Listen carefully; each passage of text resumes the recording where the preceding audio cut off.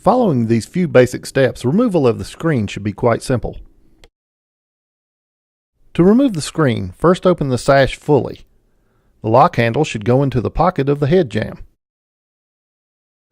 Next, beginning on the top left or right corner of the screen, detent the screen clip while pulling the screen pull toward the interior of the home.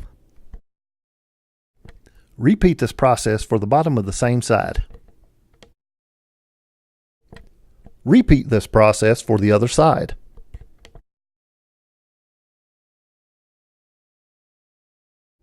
Once all of the clips are bypassed, rotate the top of the screen inward.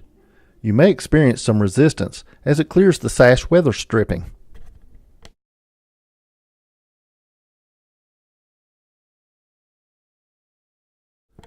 To reinstall the screen, simply place the bottom of the screen against the sill at the screen frame leg on both sides. Then rotate the screen into place and push the top corner in. Repeat for the other side, confirming that all 4 screen clips have engaged, and secure the screen in its proper location. This completes the removal and reinstallation of the 1500 series single hung window screen. For more information, please contact us at plygymwindows.com.